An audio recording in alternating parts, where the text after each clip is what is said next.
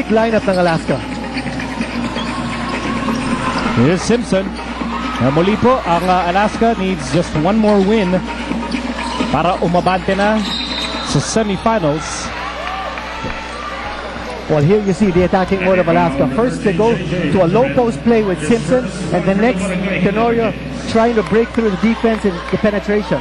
And for Alaska, for our Dean Smith, it's now or never for them. Meaning to say that if they lose this one, they're going to be hard-pressed to win a game number 5. They need to win this game in a must-win situation, almost for them. Will LA break out? That's a big question mark because Tenorio was a non-entity in game number 3, going 0 out of 8 from the field. Home of the range, they've got to stay home in the perimeter and not give Barangay Ginebra those opportunities to score from 3-point distance. And there's no substitute for precision. And we'll track the assists and turnovers of Alaska as this game progresses because execution is such a major part of their game.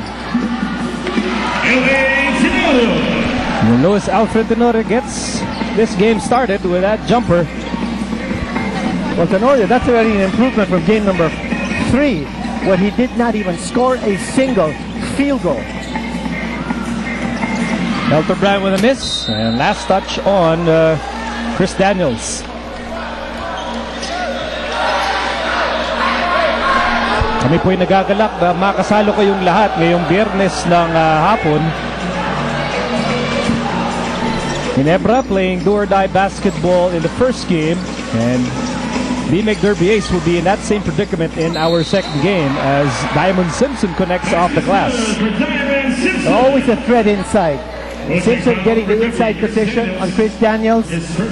Difficult to stop Simpson when he has that low post position. But you see what Alaska did here. They got the good spacing on a situation where Joe Devance could take the outside shot or Simpson taking the shot from low post.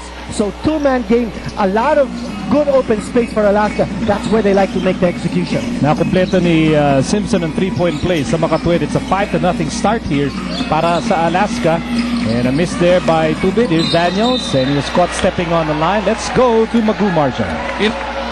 Coach Timcon revealed to us earlier that he never caught them unbalanced in game number 3, and that the Kings just came out more aggressive. That led to their breakthrough. Coach Timcon reminded the Aces to not play with a cushion today.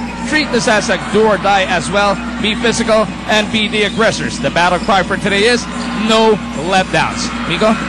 But Timcon realizes that no team wants to face Ginebra in a game 5 if it's best of 5, in a game 7 if it's best of 7.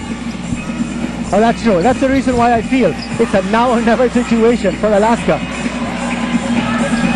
Here's Daniels on the move, off the glass, and he will take 2 free throws. A strange situation here for the import, trying to do the finish on a transition situation. Chris Daniels, rather than going strong to the hole and trying to score a layup, opting for the outside shot on a pull-up. Not a good decision on his part. Lucky that he was able to get a foul, and he goes to the line. Remember, he hit 11 out of 11 free throws in game number 3, but he missed his first charity attempt right here. He had 19 points in game 3, helping out Ginebra survive in this best of 5 series. Gusto ng Ginebra maglaro pa. One more game on Sunday.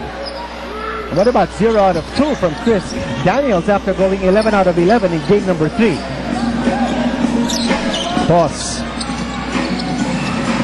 Was bothered taking that shot. Helterbrand on the move. He steps on the brakes. Firing away. Yes, sir.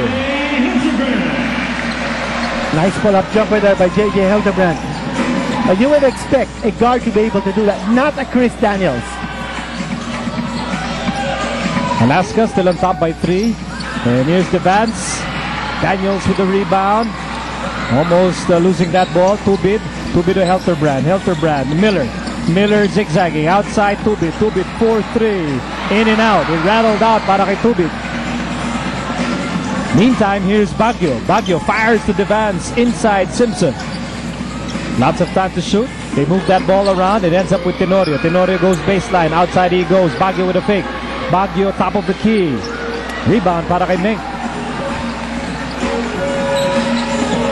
8.5 remaining in the opening quarter. And Miller. It's Miller against Baguio. One of the subplots of this series. Sila ang nagpalitan ng pwesto earlier in the conference. Now here's Tubit. He'll fire again. And that's time it's good. That's a 3. Wide open shot given up by Alaska. That's what we mean when we say that Alaska must be home on the range. That 3-point distance is a favorite range for Barangay Ginebra. Here's Tenorio. He fires the 3. Long rebound. Napulot ni Miller. Miller to Helterbrand. Helterbrand to Miller. Now that was a fast to the thriller in the making, but it was foiled. Good anticipation by L.A. Tenorio. Offensive foul on Miller. Well, Miller's going to be debited with that error on the turnover, but I think the error really was on J.J. Helterbrand. He had no business in passing that ball to Willie Miller, and who was just in a position to crash into the defense.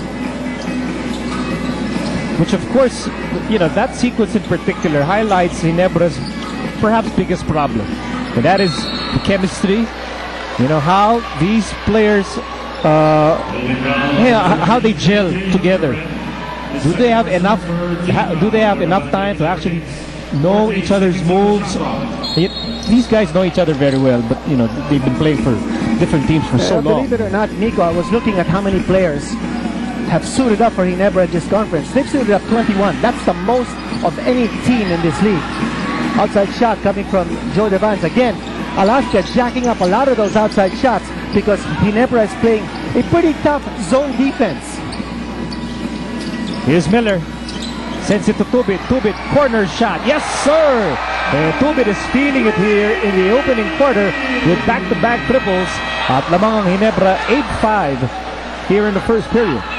I think Ginebra's adjustment in starting the game with a man-to-man defense and then sliding over to zone defense to take away the size advantage ng Alaska has worked for them. It's been a close series. Greater that we can get to Friday's games.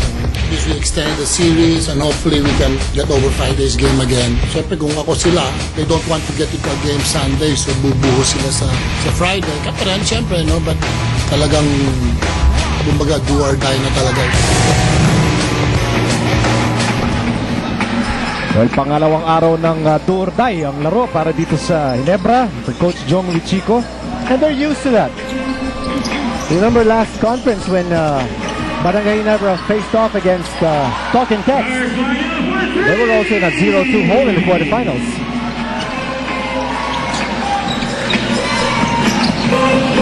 Cyrus Baguio just tied the game at 8 apiece as we near the halfway mark of the second quarter. Here's Helterbrand. He fires a 3.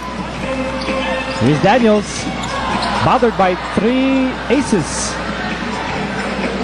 Here's Baguio. Baguio on the move. Baguio all the way. And 5 straight points para kay Skyrus Baguio. That was the ball in his hands. I think Skyrus Baguio is a great zone breaker because he can hit the outside shot as he did previously with a 3-pointer. And he can also penetrate that zone with his good movement. Tubit with a miss.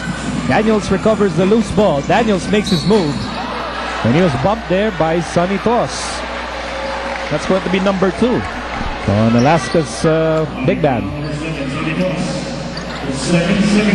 Second team foul laban sa Alaska. We still up by 2 points. And we're halfway done dito sa opening quarter. We take a look at the performance from 3-point distance. Ginebra already with 2 3-point shots in this game. Missed by Tubit. And now here's Tenorio. Eyeball to eyeball with Helterbrand. Simpson has the ball. Advantage Simpson against Ronald Tubit. Menk helps out.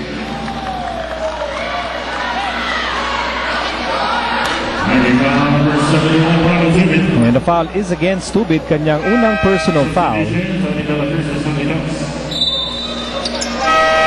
And our first substitution of the game. Sonny Toss will sit down, getting 2 early fouls. And in comes Tony De La Cruz. Mike Cortez also checking in, this time para sa Ginebra, replacing J.J. Helterbrand. And still sticking with the 3-guard formation is Coach Joseph Lichico and that zone defense. Tenorio overshoots. Simpson with a rebound. New shot clock para sa Alaska. They're still up by 2 points. Here's the Vance on the right side. Simpson drops step and misses.